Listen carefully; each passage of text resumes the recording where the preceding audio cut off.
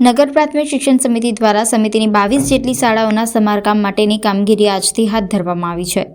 ત્યારે નેતાજી સુભાષચંદ્ર બોઝ તાંદલજા શાળાના વિદ્યાર્થીઓ અને હાલ વૈકલ્પિક વ્યવસ્થા ન મળે ત્યાં સુધી ઘર બેઠા શિક્ષણ આપવાનો નિર્ણય કરવામાં આવ્યો છે, જેને લઈને વિસ્તારના સામાજિક કાર્યકર અશફાક મલિક દ્વારા શિક્ષણ સમિતિના ચેરમેન વિનેશ પંડ્યાને આવેદનપત્ર આપી રજૂઆત કરવામાં આવી છે કે શાળાના નવીનીકરણની કામગીરીનું તેઓ સમર્થન કરે છે, પરંતુ બાળકોનું શિક્ષણ પ્રભાવિત ન થાય તેની પણ સમિતિ કાળજી લે। વડોદરા શહેરમાં 22 જેટલી શાળાઓને નોટિસો આપી છે, વૈકલ્પિક વ્યવસ્થાની વાત છે।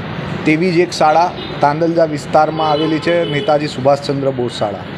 આ શાળામાં 2 પાળીમાં 1 થી 8 ધોરણનો અભ્યાસ થાય છે। પહેલી પાળીમાં બી 1 થી 8 અને બીજી પાળીમાં બી 1 થી 8। આમ આ શાળાની અંદર 800થી વધારે બાળકો અભ્યાસ કરી રહ્યા છે। આ એ જ બાળકો છે કે ખરેખર જે બાળકો પ્રાઇવેટ સ્કૂલની જે ફીસ હોય એ ભરપાઈ નથી કરી શકતા। સરકારે ગરીબ બાળકો માટે આરટીઈનો કાયદો લાવ્યા। એ આરટીઈના કાયદામાં સરકારે એવું કર્યું કે ભાઈ 25% પ્રાઇવેટ સ્કૂલોની અંદર પણ ગરીબ બાળકો માટે રાખી, પણ આ એવા ગરીબ બાળકો છે કે જેમને આરટીઈ હેઠળ પર સમાવેશ નથી પામ્યા।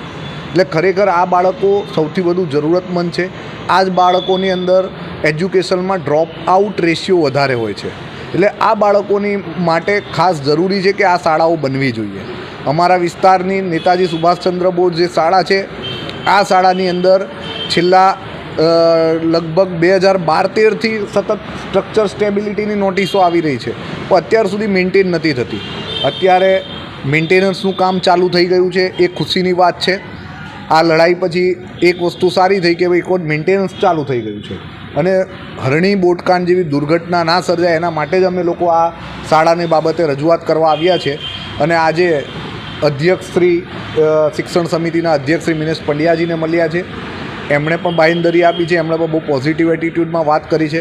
પણ પ્રશ્ન એ છે કે આજથી શાળા ઘરે વર્ક ફ્રોમ હોમ જેવું શાળાના વિદ્યાર્થીઓને આપી દીધું છે, એટલે ખાસ આજે આવવાની જરૂરત ઊભી થઈ। એનું કારણ છે કે 1 થી 8 ધોરણનું બાળક, હવે આ તો ગરીબ બાળકો, એમને ત્યાં ક્યાં ઇન્ટરનેટ, એમને ત્યાં ક્યાં તમે ઓનલાઈન ભણાવો છો?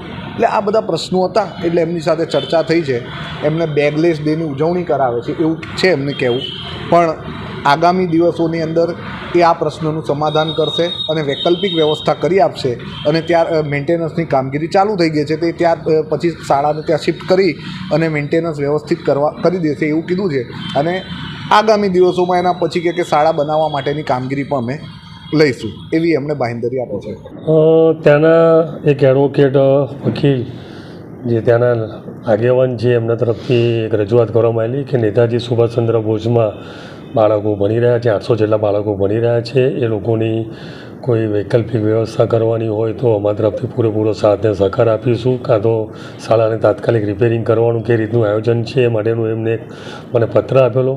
એમને આખી વિગત એમને સમજાવીને એમને જણાવ્યું છે કે અમે વૈકલ્પિક વ્યવસ્થા ભાવરૂપે રિપેરિંગની કામગીરી બી શરૂ કરી દીધી છે અને આજુબાજુમાં કોઈ શાળા નજીક છે કે કોઈ એનજીઓ દ્વારા કોઈ પ્રાઇવેટ શાળા મળી શકે છે એના માટેની ચર્ચા કરી, શાળાના આચાર્ય જોડે, વાલીઓ જોડે, તમામ જોડે ચર્ચા કરીને આગળનું શું આયોજન થાય છે એના માટેની અમે રજૂઆત બી કરેલી છે।